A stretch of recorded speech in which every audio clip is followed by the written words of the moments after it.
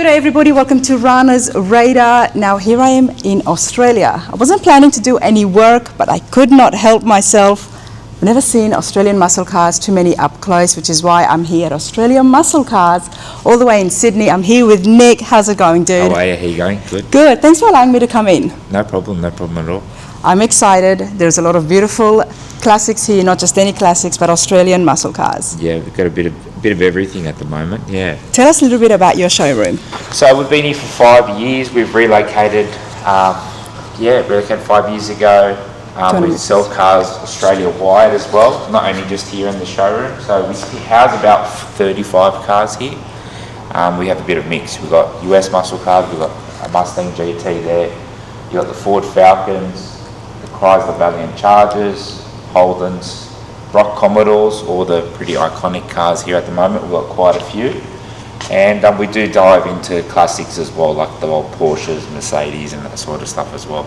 Yeah. Well, this is going to be a lot of fun for me because, as everybody knows on the channel, I've been checking out so many classic cars all in the States and American classic cars. Mm-hmm. But today, here we are. Let's look at what you've got in the showroom, get some prices for you lot at home, because I do know that I've got some Aussie followers here as well. Talk me through it, Nick. Let's see, what have you got here? So if you're looking at some of the most iconic Australian muscle cars, right here in front of you is probably the most iconic. It made a lot of noise in 1971 worldwide. It was the fastest four-door production car in the world. It's the Falcon XY GT, specifically to the GT HO, which they only made 300 units, which was the race spec car.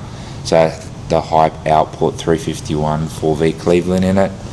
Obviously a manual.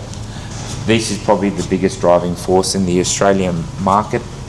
This is quite a rare one you've got here because, what was it, the 2 years straight that they won? Correct. In the races that really made its mark, Correct. didn't it? Ford really dominated back in 71, 72.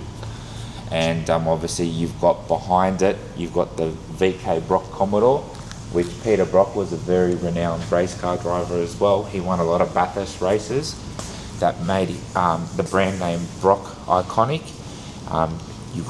He started off in the Toranas, but then pushed through to the Brock Commodore. So they made 500 units of the Group A SSs. We've actually got 2 here at the moment. Wow. So that's build number, I believe, that's 297. And this one is build number 114. So these are all special cars, unique to their own combination. You could choose a couple of little different options. You could go for the white aero wheels or the silver aero wheels. Now 3 very rare cars here already. For those of you unfamiliar with Bathurst, win on Sunday, buy on Monday. That's correct. Nick, tell us about that. Tell us a little bit about Bathurst races for those who are unfamiliar. So you had to homologate a lot of cars to go through to 300 units back then to go and race to have these cars suitable for race specifications. So 300 units offered to the public.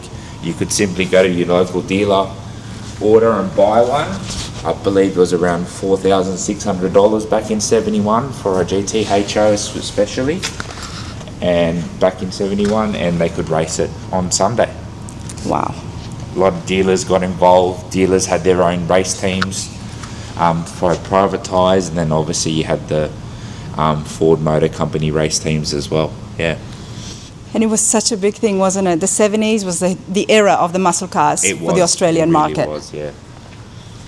Now, the Falcon, I know I've read about this one, so I know it's very rare. Yes. Your cars here, are they on consignment or do you own them? We have both. Mainly our business platform is consignment, so offering a secure facility and a seamless transaction for customers to buy and sell cars from. Mm-hmm. Obviously, back in the 80s and 90s in Australia, there was a lot of theft around muscle cars. So a lot of people got scared to advertise them themselves, and people know where their cars are, where their addresses are. Mm-hmm. So, and then later on, cars would get pinched. So this was a secure platform like real estate. So you go through a broker, everything goes through trust services and stuff like that. So it's a hassle-free sort of sale process. It's very hard to find you guys. Yeah. I certainly had my difficulty. But then I stepped inside, and the showroom is just, it's spectacular. It's quite big, and I know that there's a restoration shop around the back, but we'll get more into that after. The Falcon, it's been restored. Yes, this one is a tribute actually, this car in particular. So it's not factory genuine car, but someone's made it out to be a tribute to the GT HO, which is very, very common in Australia. A lot of people. HOs can start from anywhere between 600,000 and some have sold upwards of $1 million. So tributes are your next sort of best thing. So built exactly to the same sort of spec, but obviously at a quarter, or this is for sale currently for 130,000. Right. So quite a big discount on what you'll pay for a genuine car. Now, we have seen so many tributes before, like with the GTOs as well. And I mean, I personally have got absolutely no problem with it. And to the person outside, no one's going to be able to tell. How do you guys decipher on what's real and what's tribute? Well, it comes down to body numbers, tags, the actual body shell. There's sort of little telltale signs to show if the genuine body shell is specific towards a GTHO. Your engine date codes and casting numbers and all that type of stuff. Can we see the engine? Yeah, of course we can.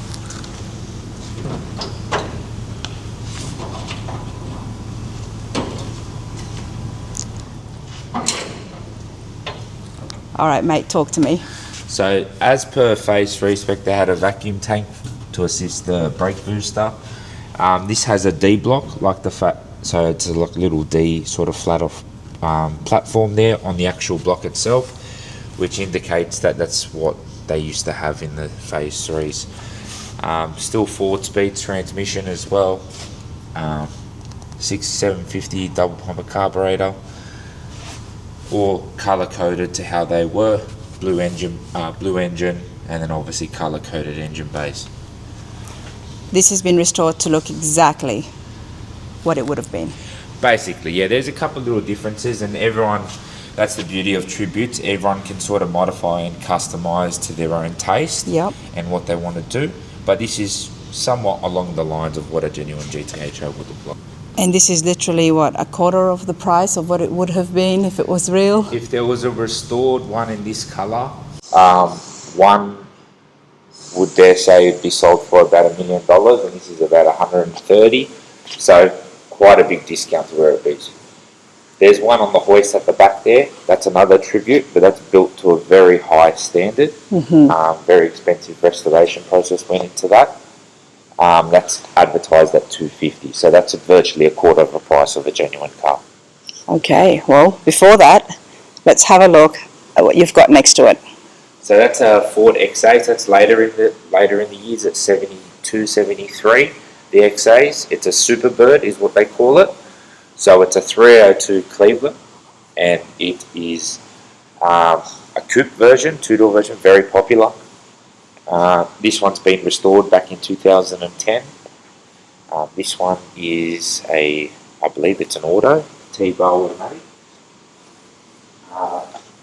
Basically what the Superbirds came about was to give a sporty feel and sports handling feel, but still cost effective for the average Australian back then, so they offered these sort of models. I feel like the Fords were a lot more bigger with the muscle cars here than they were in the States during that time. Yes. So Fords were pretty much it was always a grudge match between Ford and Holden. So we've got the variant down the back there. So that's an LJ Torana. That's a 1972 model. So that was a bit of a comparison, but it was a smaller sort of build car, very compact, inline six-cylinder, where they started going into the V8s in the LH series, which is the red one further down. But the six-cylinders were very popular because they did win so many Bathurst races. Correct, very nimble. Handling around corners they used to outmatch the heavier, bigger cars. But then obviously down the long straight, they used to lose a bit of their lead from around the corners, but definitely a well-performing car. And of course, Holden is from the GM division here in Australia. Correct. Let us know your thoughts at home. the Ford Falcon, it can look a little bit similar to some of the muscle cars that was released in the States. But then again, this is just, I love the coupe. Reminds me of the fastback. Yes, correct. Yeah. And what's the price here? This one's 170. 170. Yeah.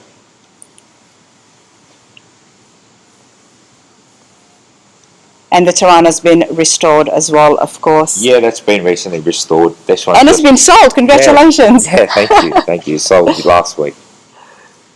Very popular. And if you've been following the channel, you know that my father-in-law, Kevin, he's restoring a Torana as well. So it'll be nice to see that when it's finished. These are all in Aussie dollars. Can we emphasize that? Correct, yes, Australian dollars. Yes. So do people buy internationally? We've had a couple of people buy from the States. A lot of Aussies that have moved to the States have collected as well. We get a lot of movie cars here as well, like the Mad Max cars. 2 have gone to the States, and I believe 1 went to Germany as well. Okay, so the process is quite simple when it comes to shipping? Yeah, so pretty much as we do in Australia, obviously just logistics starts becoming a bit more thorough. Mm-hmm. So we liaise with a lot of international importers, exporters, and liaise with them, which is the best way around it, and we try to accommodate the buyer. But it's possible and it can be done. Of course, always. And we've got a ute here, Holden ute. Yeah, so these are the early 60s and 50s cars, sort of HR Holdens. Very, very popular for the average Australian.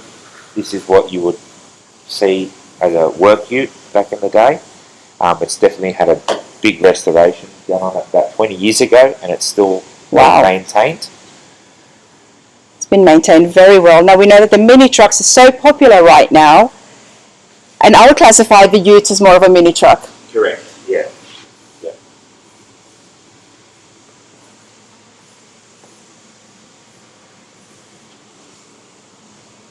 I do have a soft spot for the Holden utes, everyone, and this has been done so well.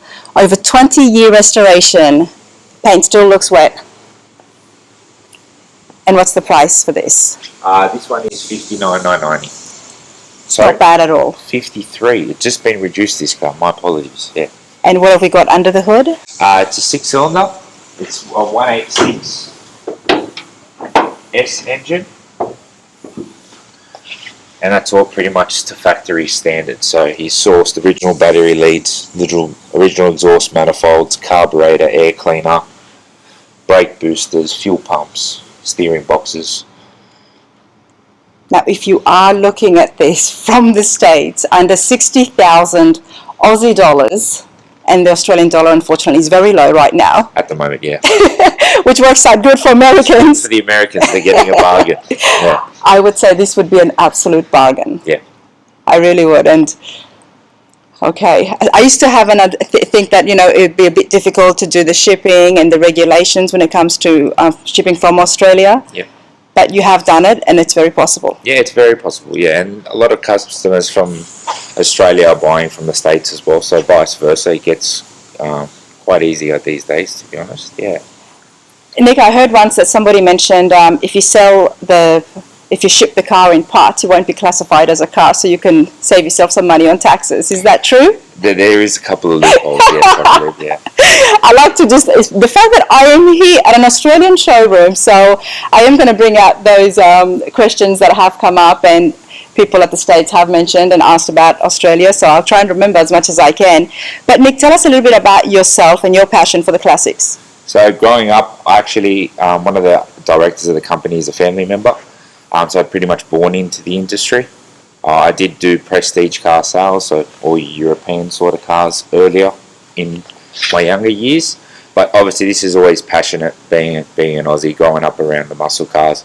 Liking anything with a bit of a horsepower, bit of an engine, bit of a cranky note to it. So do you happen to be fortunate enough to have one of the classics? Not at the moment. If anyone's following the prices of houses in Sydney, that comes first. That is very true. And you're young, so priorities, of course. Why don't we have a look back here before we move to the back? Now we know we love our Mustangs. So this one's just come in. This 66 GT convertible. We have seen plenty of Ford Mustangs, and plenty of 66 Mustangs in the States, so I am curious to take a look at this and find out the price before we move on. So yes, so this one, we actually sold this to the customer back in 2013. It imported into Australia in 2010. It's won a couple of local shows in California, this car. It's meant to be low mileage, which is showing 8,000 and something miles. It's a manual. Factory colour is the silver blue, and it's being offered for sale at 80,000 Australian dollars. 80,000. And it's a 3-speed, right? 4-speed. 4-speed. Okay, 80,000. Fully restored. It's been done so well in one of those iconic colours.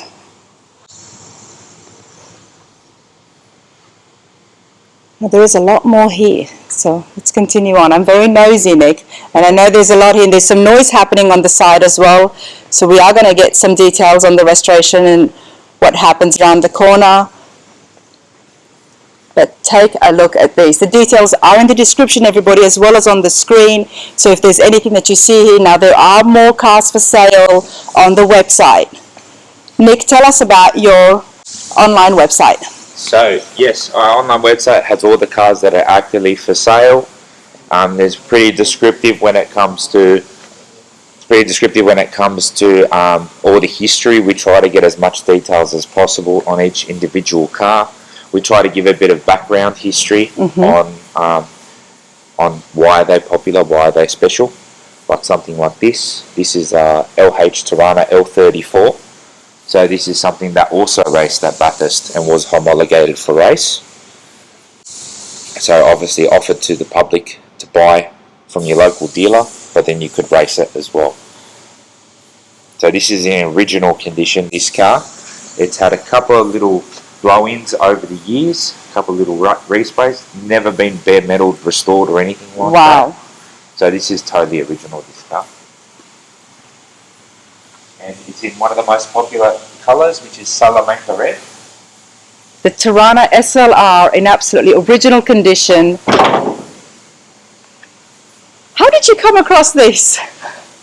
One of our good customers actually bought it, and quite a while ago.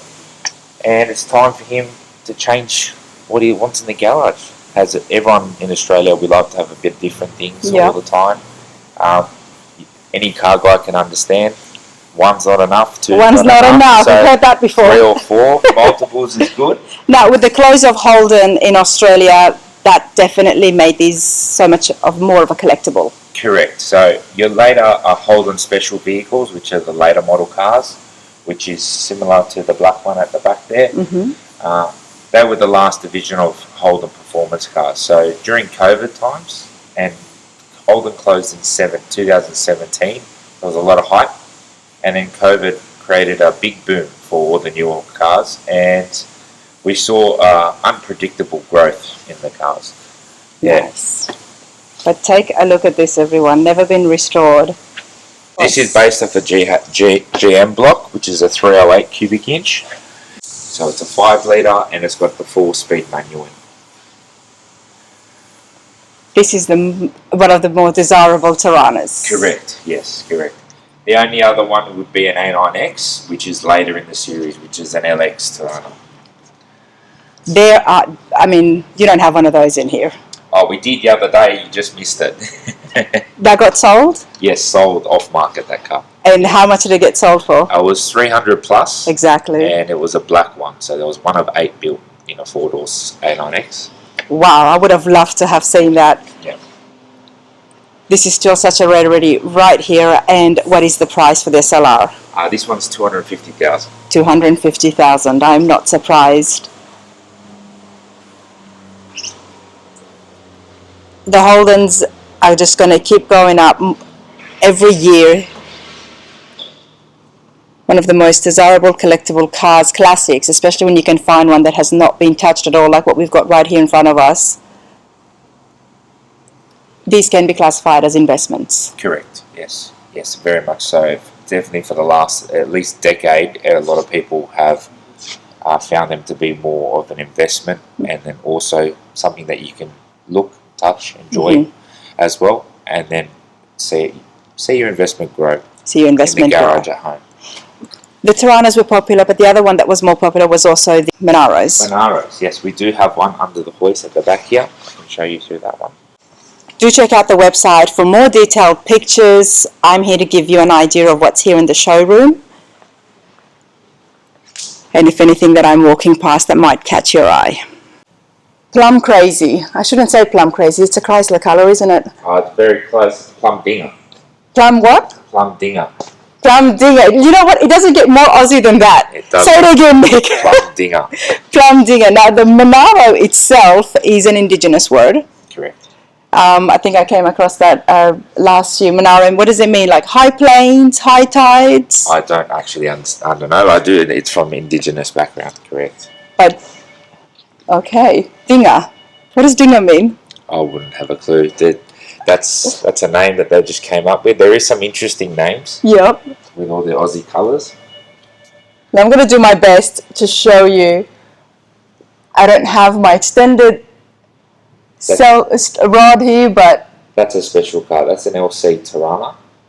And that was the press release car. So that was the car they had in the brochure when they came for sale in Australia back in 1970. Okay, wow. The exact car. Correct. Okay, so talk to me about it. So they were also, there was the Bathurst option, which is a GTR XU1. They were homologated for race as well. As you could see in the photos on the wall, they're tribute photos to Bathurst over the years.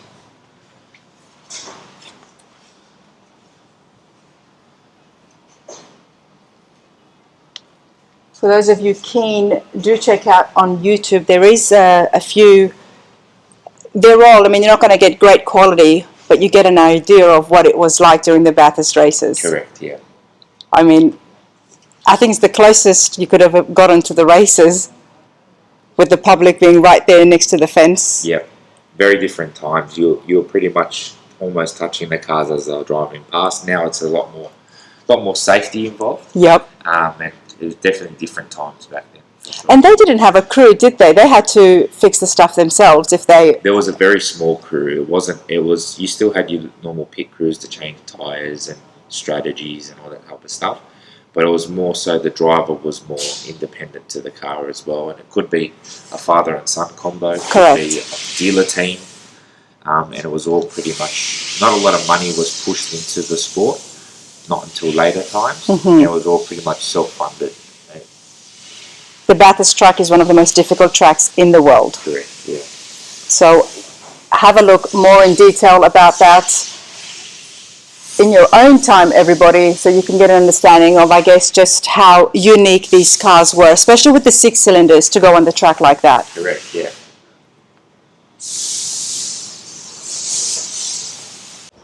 What, you got like a van there? Yeah, that's the Aussie panel van. The Aussie panel van. Let's try and squeeze past here. So 351 Cleveland in that one as well. 4-speed manual. Offered up in a panel van. Very popular to customise. The back, you actually see in the back here, there is a trimmed out rear.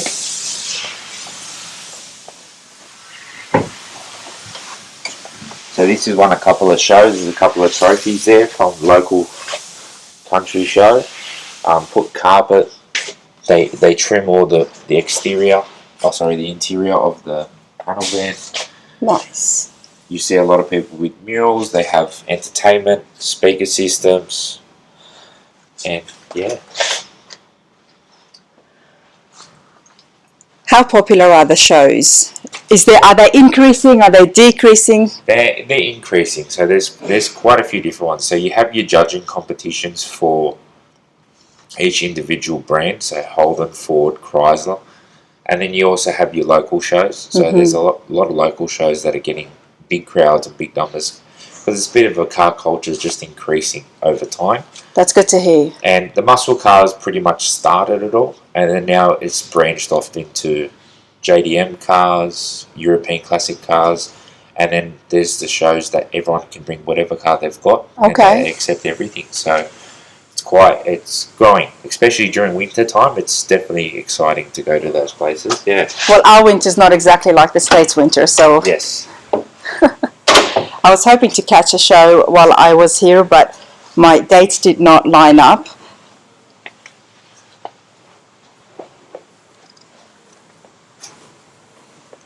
Let's have a walk around here. Now, one car that I was very keen on checking out, I'm trying to see if you've got it. A little bit of a Mopar girl here. The Charger, the E49 Don't have Charger. one here at the moment. That one sold not long ago. You had one? Yeah, we had a Hemi Orange one. Sorry, Vitamin C the colour was. It was sitting up there. That sold. It's gone down to its new owner down in Victoria. They're very, very scarce and very popular cars because they only built a handful of them. And then there's the race spec one, which is the big tank Charger. Yep, that's the big tank. That's the fastest, well, I guess the most powerful one that they made. Correct, yes. And they had the long range fuel tank in there specifically to the Bathurst race. Yeah. I'd love to have seen one, but this is still spectacular right here. We've got its still VH series, which is what the E49 is based off. Yep. So that's the same shape there. This one's just sold. That is a VH E55 Charger. So this has got the V8 variant, and you could say it's more of the luxury spec car rather than the sports muscle car. They have all these side decals, side trimmings here. It's an auto, got two-tone trim. This one's got air conditioning, one of 26 cars built with air conditioning, Wow. I believe. This is in... 4-barrel one as well? yeah, correct. Yeah. Nice. Yeah. Nice. And what's the price here? This one sold for just above 100,000. So similar shape, based off the VH series in the Chargers. All right, let's talk about restoration. So yeah, we've got the restoration company, which is a side company of Falcon GT Restoration, so specialising in the Falcon GT, so something similar to this. He restores original cars to concours spec. He preserves unrestored cars as well. Okay, and who's he? So that's Chris Depp. He's actually the restorer. Is he here today? I believe so. He could have ducked out. Could be inspecting cars or inspecting panel shops and whatnot throughout the whole process. So all the panel work gets done separately, but fitment and all the individual part restoration gets done all in-house. Can we go have a little walk? We can have a squeeze. Yeah, the boys are probably working. We'll say a quick hello if nobody's shy. Hey, how's it going? Thanks, how are you?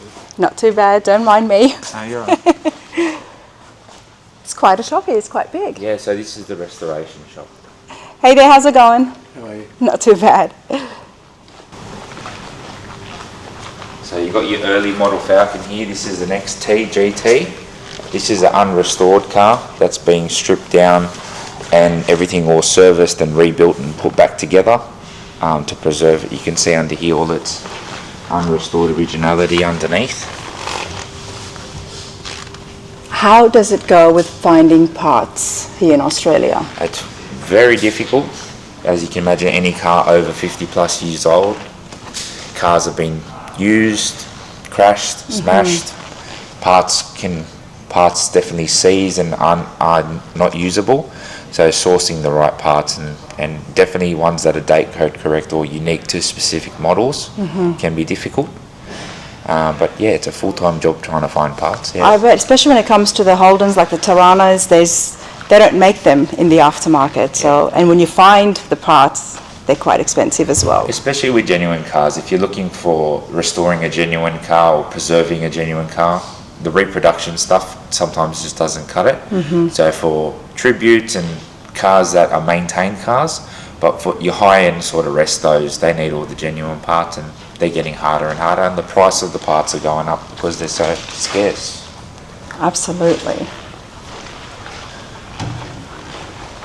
How long would it take to do a full restoration from the frame off? It could take anywhere between 15 months and 2 years, 3 years, depending how set up you are to start with. If you got all the parts there, if you got source parts. True. Panel and paint is the longest episode in a restoration. Very detailed.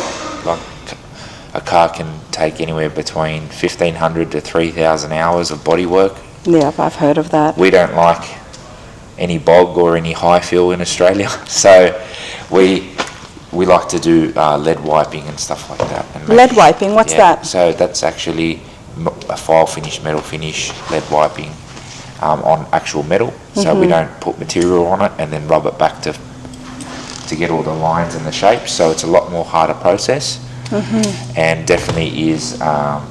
So you wouldn't use any kind of sand or glass? Oh, we do sandblast Okay. the bodies, but then this is the process that happens after. This is afterwards, Yeah, correct, okay. yeah. I'm not familiar with that. Right.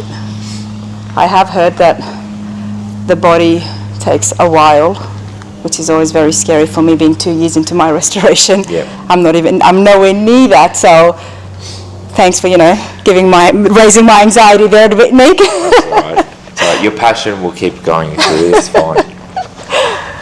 All right, what else have we got here? So we've got another XT here. We actually got two in the same colour, both unrestored cars. That's an XY Fairmont. So this is your luxury spec car, which is very similar to a GT. So they've got a lot more chrome on it. So you've got the chrome centre caps, all the chrome trimmings around the car.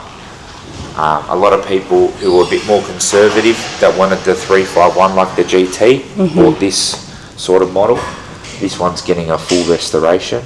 It's got a sunroof, which is a very sought after option. What year was this? 71. 71. And then you got a HO here, which is the XW GT HO. That's getting a few things rectified, and it's already been restored. Nice. This is the hero colour back in 70, 71. It's called Brambles Red and Vermilion Fire. Very similar in shades, but they're a couple of shades off from each other. But this was the Ford Motor Company racing colour. So this is what the colour Alan Moffat used to race. Nice. It reminds me of the Furies. Maybe if that's the American version of it. Very similar, everyone. And even in your Trans Am Pontiac series, Yeah. Carousel Red is very similar to the colour. Interesting. Okay, let's move back here. The yellow one is the XB, so this is like the last of the GTs in the 70s era. Before the XC Cobra, this was the XB GT, so this is the high output one. This is the 4V manual car. This one sold about last year, and they're going to go do a bit of restoration work in the undercarriage engine bay, just to bring it up to a fresher life underneath. It's been painted in the day. It's been semi-restored over the years. It's the new customer, new owner wants to. Did they buy it originally from you guys? Yes, correct. So we sold it last year. Well, I guess that tells us about the confidence and trust they would have had for you guys to bring it back here and do the restoration. Correct, yeah. It's nice here, but let's have a look at the undercarriage since this is up here on the left. What are the plans? So we're going to strip out the undercarriage, obviously degrease it, clean it all. Start presenting it a bit nicer, probably sandblasting underneath and repaint it. It's very heavy in the sealer and the deadeners. Go through all the running gear, pull the diff out, service it, rebuild all the brakes and whatnot. And would they have had... It is a Ford 9-inch. It is a Ford 9-inch, correct, okay. Yeah. Nice. And I'm guessing full service, you swap out, suspensions and engines. And they want to freshen up the engine as well, so it'll be fully stripped down and rebuilt. And who have we got here? This is Spiro. This is one of the mechanics that we have that helps restore the cars. Hi Spiro, how's it going? Thanks, how are you? Not too bad, you're on Rana's radar. Oh, really? You are. How long have you been working on classics for? 30 years. 30 years. I see you doing some wiring there. Sure am. Putting together the wiring harness. What is the most difficult part you've ever faced when it comes to restoring the classics? Nothing. Nothing? I love that. That's years of experience speaking. And what's your favorite? The XY Falcon. The XY Falcon. How far out are we from finishing? About a week. A week, okay. This is a spec ordered tribute for a customer that we're building. So they ordered it through you guys? So yeah, we do an option sheet and they can spec the car exactly the way they would want it if they were back in 71. Colour, options, trim colour, engine specifications. The added benefit is this is a 600 plus horsepower engine, but all to look like a genuine car, except for obviously the manifold's different on the car, being a high performance engine. So it looks like a classic, but then drives like a modern day car. Correct. So we specialise in making things look genuine, all the replicas, and try to be as specific to a genuine car, while still incorporating all the modified that everyone wants out of these replicas. So quite a big horsepower difference from your standard. Speaking of horsepower, let's talk about a little bit of the laws here in Australia and the road, what you can drive, what you can't drive, and does that limit you guys? Yes, we're very limited in terms of what we can put into a car. I do know some of your laws are a lot more lenient compared to ours. So it goes down to engineering specs, and now with engineering in Australia, the engineer is actually personally liable for approving cars for road use. So you can't have too big a tyres, too big a horsepower, power to weight ratio, and stuff like that. So there's a lot of things that you have to check off and make sure it's all approved for Australian roads. It'd be nice to do 2,000 horsepower cars on the road, but it doesn't always happen that way. No. They're more for roll racing and all the track meets and stuff like that we get to. Our biggest speed zone's 110 kilometres per hour, which is like 60, 65 miles. I believe, yeah. And but general in Sydney as well, you pretty much don't go more than 60 or 70 kilometres per hour. So what is the maximum horsepower a person can have under the hood? It depends. It's power to weight ratio. If you've built in a roll cage or you built in all the extra safety requirements, it depends on your brakes. So if you're going to a certain horsepower rating, especially for something like this, you'd want to run front discs and not drum setup. Most of them get done with rear drum setup unless they're going that real high-end performance, so you would set up with front and rear.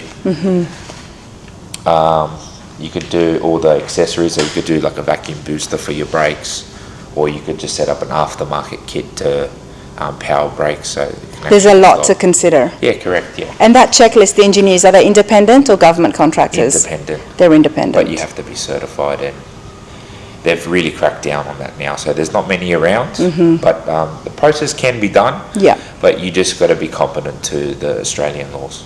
Which is why I guess it's beneficial to come to a place like you guys here where you are certified. We're certified mechanic. We're not actually engineers. Yep. So anything that needs to be engineered, we get done by professionals, and we outsource. But yeah, we're understanding of all those things. Yes. Yeah. So they know that once they take a car from here, it would be legal Correct. to drive, Yeah. unless they come to you with some very special request that they will not be driving it out on the public road. Correct, yes. Anything can be built just as long as it's not on the road. There you go. I like that answer. What have you got here, mate? So this is a tribute to a one-of-one Phase 3 that was only built. It's called Rothman's Blue, which is bold blue, the nickname. So they built one Phase 3. That car would be in excess of $1 million if it was to be sold in these times. This one's going to be a bit special again. So this has got a sunroof. This has got spec'd for 740 horsepower, I believe. Nice. And he's going for electric power steering upgrades and trim combination. I think he wants to go put a set of Recaros in it as well. So he wants to be a bit versatile with the look he's going for in this car. A refuel injection, I'm guessing, with that horsepower? No, this is all carburetors? Yeah. Okay, wow. I guess you really could do anything, couldn't you, with the right setup? Yes, correct, yeah.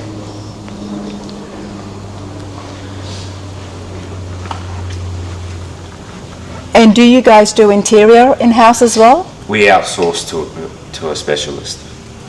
Okay.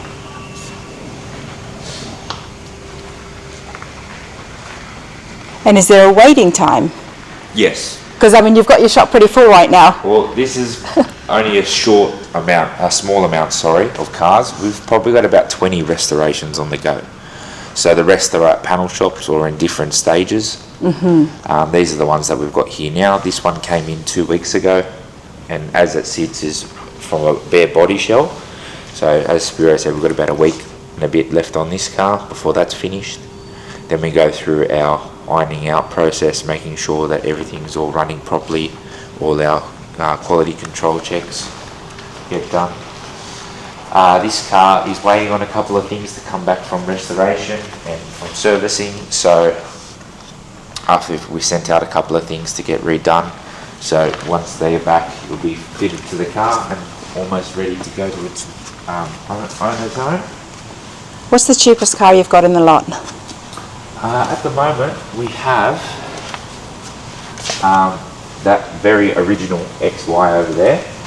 That's probably the cheap. Actually, no, sorry, the Ute, the HR Ute we spoke about before. The HR Ute. Yeah. But the Falcon XY, how much is that? That's a very original car. It's just been handed down. It's like 82,990 this car. As you can see, there's a lot of patina, a lot of bumps and bruises.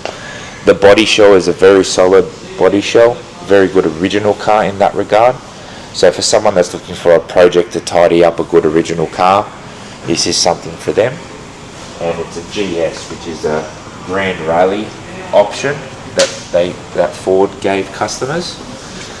So handling, suspension, very similar to like the GTs. So bit of option. An absolute survivor, isn't it? Yeah, it's got original trim. There's a lot of original spare parts that come with this car as well. And so pretty much a lot of the gear's there for someone to start restoring it.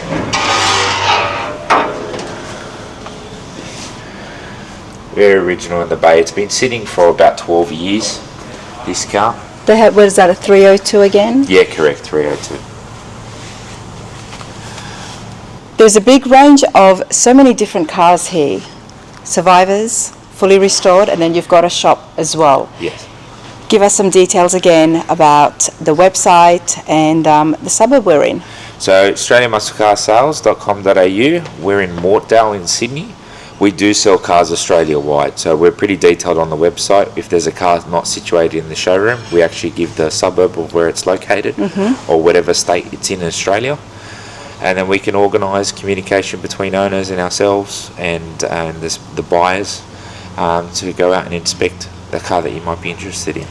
Are you looking to buy some if someone's got some treasure sitting at home in the garage? Always. So anytime there's a car that you guys want to buy or sell, just get in contact. We source cars for customers as well. We build quite a big customers' collections. So we get involved in all that as well. So if you've got something at home or if you're looking for something, then give Nick a call here. I mean, I've had a great time, so I do appreciate it. No problem. You're always welcome. Thank you so much. Hope you all enjoyed that. Thanks, Nick.